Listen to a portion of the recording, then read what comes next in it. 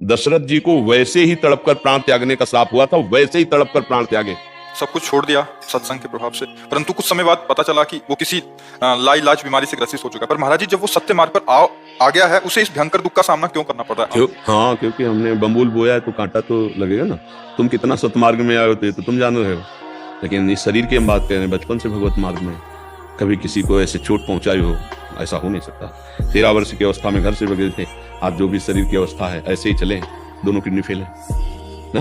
ये नई खेती, उसका प्रभाव, हम दुखी नहीं है, हम रोगी नहीं है, हम परास्त नहीं है। किसी को विश्वास नहीं होता कि ऐसी दिनचर्या वाला आदमी किडनी फेलियर हो सकता है, विश्वास नहीं होता। वास्तविक बात सत्य है कि मेरी किडनी नहीं खराब है, इस शरीर की खराब है। अगर मैं स्वीकार कर लूं तो अभी तुम्हें पता चल जाएगा किडनी खराब है। भगवत चरणारविंद का आश्रय, भगवान नाम का बल, ये सब ठीक कर देता है। आपको चिंता नहीं करनी, जो भूल से गलती हो गई आगे उसकी पुनरावृत्ति ना हो। नाम जप करते ही चलो, और ये मत सोचो कि अब हमको ये रोग हो गया तो भगवान ने क्यों दिया। आपने तो गलती इस जन्म की देखी है। अभी एक दिन एक प्रश्न कर रहे थे कि बिना किसी अपराध के मुझे दंड क्यों दिया गया। हमने कहा भाई ईमानदारी की बात मान लीजिए, हमारी सरकार में कभी ऐसा नहीं है। जो आध्यात्मिक भागवतिक निर्णय है उसमें कभी ऐसा नहीं। इसी जन्म के ऐसे पाप बताओ जिनका तुमने कोई प्रायश्चित नहीं किया, कोई दंड नहीं मिला। अब वो बो गए, वो फल नहीं देंगे आपको। ऐसी जगह पिटवाएंगे, ऐसी जगह फंसाएंगे जब 100% सत्य हो, लेकिन वो एकांतिक पाप जिसको कोई नहीं जानता, वो तुम्हें वहां दंड देगा, तुम्हें भुगतना पड़ेगा। अवश्य में भोक्तव्यम कृतम कर्म शुभाशुभम। बाल ब्रह्मचारी, जिंदगी में कभी भी अधर्म और असत्य और पाप आचरण न करने वाला महावैष्णव भीष्म जी महाराज 6 महीना बाणों की सजा है। पूर्व कर्म भोग, अवश्य में भोक्तव्यम। इस शरीर का जब निर्माण हुआ तो जो प्रारब्ध से सुख दुख बनाया गया उसको पूरे जीवन में भोगना पड़ेगा।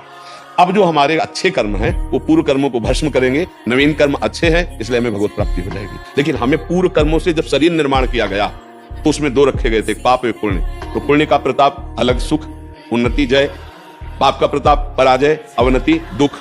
ये भोगना पड़ता है बड़े बड़े सिद्ध महापुरुषों के शरीरों में। तो आप तो अभी इस बात को समझ लीजिए कि आपकी तो अभी कोई साधना ही नहीं है। तो आपको जो दंड मिल रहा है वो किसी के द्वारा नहीं निर्धारित किया गया, भगवान के द्वारा। जो शरीर शुभ अशुभ से रच गया है, वो जो गोदाम है वो तो शरणागत हो, भजन करोगे तो भस्म हो जाएगा। जो आगे हैं अब सावधानी से चल रहे इसलिए गंदे काम होंगे। अगर भूल चूक से हो जाते हैं तो तत्काल उसका दंड मिलेगा, हृदय जलेगा, बहुत परेशानी महसूस होगी, उसी में भस्म हो जाएगा। लेकिन जो शरीर रचना में हुई कि भाई 80 साल जीना है, 5 साल की अवस्था में ये दंड, 18 में ये, 22 में वो मिलेगा। ये अब हमारी नई फसल है, नई खेती। हमें बहुत विवेक पूर्वक चलना है, घबराना नहीं कि भक्ति में चल रहे हैं तो कष्ट ज्यादा बढ़ रहे हैं। नहीं, 1 इंच भी कष्ट ज्यादा नहीं मिलेगा। जो हमें परिणाम भोगने वो भोगने ही हैं। नहीं तो देखो बड़े बड़े संतों के, किसी के कैंसर, किसी के रामकृष्ण परमहंस जी के गले में कैंसर, भगवत प्राप्त महात्मा, बड़े बड़े महापुरुषों के। तो ऐसा क्यों फिर होता है? उनकी भक्ति में कोई कमी होती है क्या? नहीं। तो ये हमें ध्यान रखना है कि हमको शारीरिक दंड भोगने पड़ेंगे, मानव देह है, बड़े बड़ों को भोगना पड़ा। आप इतना समझो, भगवान राम जी के पिता का सौभाग्य प्राप्त हुआ दशरथ जी को, हुआ ना। इसके बाद दशरथ जी के द्वारा एक अपराध बन गया था श्रवण कुमार का, अचानक में वो। तो आप देखो वो पुत्र के वियोग में उनके माता पिता पधारे ना, तो महाराज भगवान पुत्र बने लेकिन उसको मिटारा नहीं। दशरथ जी को वैसे ही तड़प कर प्राण त्यागने का श्राप हुआ था, वैसे ही तड़प कर प्राण त्यागे। तो भाई आप इतना इशारे से समझ लीजिए कि कर्म का जो दंड है निर्धारित जो हो चुका है वो तो भोगना पड़ेगा, और जो हमारे कर्म जमा है वो भस्म हो जाएंगे। महाराज जी मैं कहना चाह रहा हूँ, जैसे पूर्व कर्म से जो हमें कष्ट प्राप्त हो रहा है, जो परेशानी हो रही है, तो उसके लिए कुछ पश्चाताप का मार्ग नहीं। वो इसका एक ही पश्चाताप के नाम जब करते हैं उसके ऊपर उठो से भोगना पड़ेगा। जो प्रारब्ध छूट चुका है, इस शरीर में आ चुका है, वो हमको भोगना पड़ेगा। नहीं अगर ऐसा होता ना तो संत महात्मा 1 मिनट में छू छा करते सब हो जाता। जैसे लोग नहीं कहते ऐसा कर दो, इनका ये रोग ठीक कर दो, उनका ठीक कर दो। भैया आज तक हमने ऐसे किसी ब्रह्म ऋषि को नहीं देखा है। नहीं, छू ऐसे किया वैसे हो गया। कितना वो भजन करते हैं छू करने वाले पता नहीं। नौटंकी नाटक कर्मों के नाश के लिए नहीं है, वो बहुत ही मतलब विचित्र खेल है।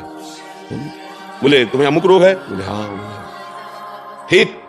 बोले हाँ ठीक। अरे वाह भाई, ऐसे हो तो सब अस्पतालों में ताला लग जाए। बोले मुर्दा जिंदा, तुम्हें पोस्टमार्टम को कहीं ले जाओ, सीधे वहां ले जाओ, और छू बोलेंगे पूरा शरीर निहाल हो जाएगा। ऐसा तो हमें कई शास्त्रों में नहीं मिला। औषधियां हैं, रोग है, उनका निवारण धीरे धीरे ऐसे आयुर्वेद है, होम्योपैथिक है, एलोपैथिक है। हाँ, ऋषि मुनि अध्यात्म के द्वारा भवरोग का निवारण करते हैं। कभी कोई अपनी तपस्या का प्रयोग किसी ऐसे विशिष्ट के लिए, कभी कोई 1-2 के लिए कर दिया, वो भी गुप्त रूप से, तो उनको भी उसका पाप लेकर भोगना है। उसका दूर किया, उसका पाप लेकर भोग। ऐसा नहीं छू, ऐसा नहीं है। नहीं तो भगवान छू करके श्रवण कुमार के पिता का श्राप नष्ट कर देते। भगवान सर्व सामर्थ्यशाली। पक्का मतलब विधान को समझने की चेष्टा की जाए, इसलिए भक्ति पुष्ट हो जाएगी अगर विधान समझ जाओगे, नहीं तो आपकी अश्रद्धा हो जाएगी। अगर आपका चिंतन प्रभु में लग जाए तो प्रभु शरीर रोगी होते हुए भी कोई फर्क नहीं पड़ता। लग गया महाराज जी, है लग गया। तो फिर आप शिकायत मत करो कि कोई रोग है, कोई राधा, ये जाएगा, तुम नहीं हो, ये जाएगा। आपने मेरा जीवन बदल दिया महाराज। हाँ नहीं, अभी तो क्या है, अभी थोड़ा और आगे बढ़ो, ऐसी ऊंचाई पे आओगे कि नाच पड़ोगे, रो पड़ोगे कि प्रभु आप बड़े कृपालु प्रभु, कि हमको संत समागम मिला।